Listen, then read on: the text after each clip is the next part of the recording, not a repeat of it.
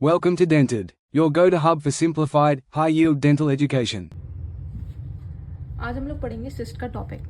Okay, सो सबसे पहले हम लोग जानेंगे कि सिस्ट की डेफिनेशन क्या होती है. What does a cyst mean? So cyst it is a pathological cavity.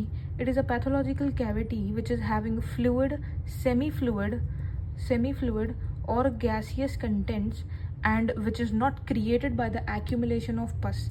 ये हमारी जो डेफिनेशन है ये क्रेमर दैट इज़ इन 1974 में दी गई थी. ये डेफिनेशन मतलब ये एक हमारी पहली बात तो ये पैथोलॉजिकल है.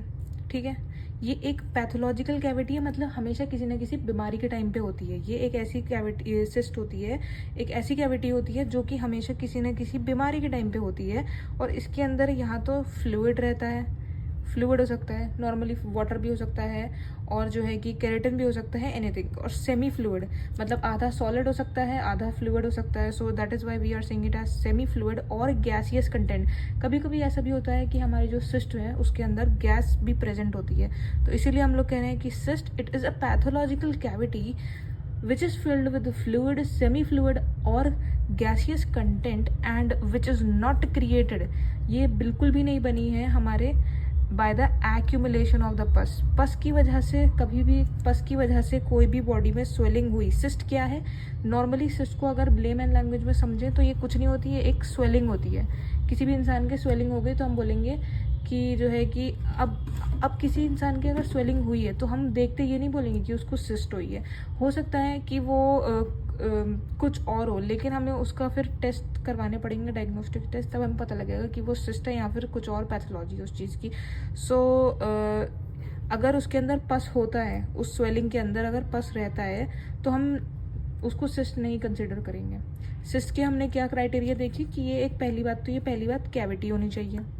फिर उसके अंदर या तो कोई फ्लूइड होना चाहिए, या तो सेमी फ्लूइड होना चाहिए, या फिर कुछ गैस का मटेरियल होना चाहिए, तो हम उसको सिस्ट बोलेंगे, वरना हम उसको सिस्ट नहीं बोलेंगे. ठीक है, तो हम लोगों के जो साइंटिस्ट थे मर्विन एंड शेयर, इन लोगों ने हमारे क्लासिफिकेशन दिया है सिस्ट का.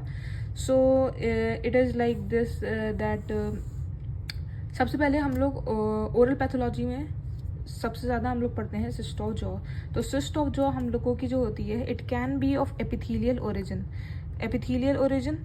और एपिथेलियल ओरिजिन में भी इट इज़ अगेन सब divided. That means it can be developmental और इट कैन बी डेवलपमेंटल हो सकती है. फिर उसके बाद डेवलपमेंटल अगेन सब डिवाइड हुई है, that is the odontogenic and non odontogenic के अंदर. ठीक है, सो हम लोगों ने ये क्लासिफिकेशन पेपर में आता है ये सबसे ज़्यादा, तो इसलिए इसको याद करना बहुत ज़रूरी है. दैट इज़ ओडोंटोजेनिक हो गया. ओडोंटोजेनिक में आ जाएगा gingival cyst of infants and gingival cyst of adults आ जाएगा. ओडोंटोजेनिक केराटोसिस्ट आ जाएगा, दैट इज़ द ओकेसी. फिर आएगा dentigerous cyst, most important and very common.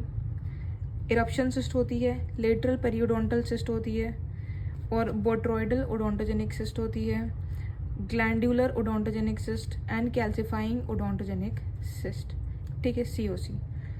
ठीक है, फिर आता है हमारा नॉन ओडोंटोजेनिक मतलब उसमें हमारे पास आ जाएगा naso palatine duct cyst, nasolabial cyst, mid palatine raphe cyst of infants, median palatine और median alveolar, median mandibular cyst, और we have the globulo maxillary cyst. फिर आता है हमारा इन्फ्लेमेटरी में आ जाएगा रेडिकुलर सिस्ट, एपाइकल सिस्ट और लेटरल.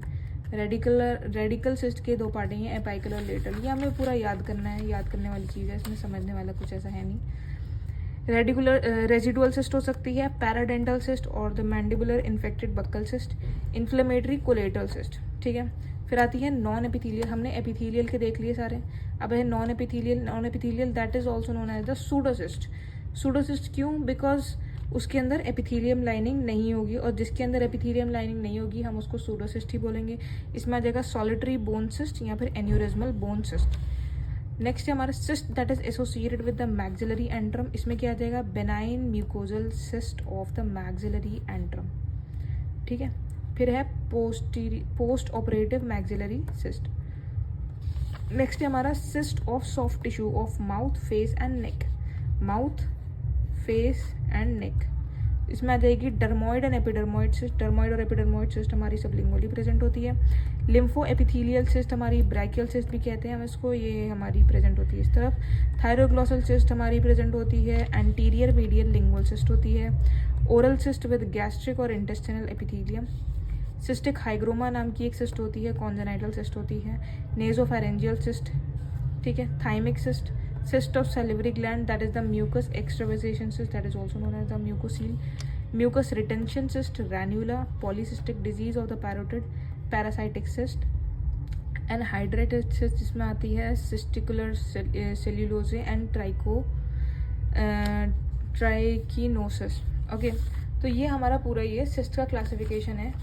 इसको जो है कि हमको याद करना है पूरा ये क्लासिफिकेशन। अगर सिस्ट का क्वेश्चन आएगा सबसे पहले हम उसकी डेफिनेशन लिखेंगे, फिर उसके बाद हम उसका क्लासिफिकेशन लिखेंगे, ठीक है। अब हम लोग आज की इस वीडियो में सिर्फ एक सिस्ट पढ़ेंगे, that is the OKC. OKC हम लोग आज पढ़ेंगे और ओकेसी के बारे में इस वीडियो में देखेंगे। फिर उसके बाद नेक्स्ट वीडियो में इसकी हिस्टोलॉजिकल फीचर देखेंगे और धीरे धीरे करके ये हमारी सिस्ट की पूरी एक कंप्लीट सीरीज बन जाएगी जिसमें हम सारी सिस्ट को एक्सप्लेन करेंगे वन बाय वन। तो ओकेसी आती है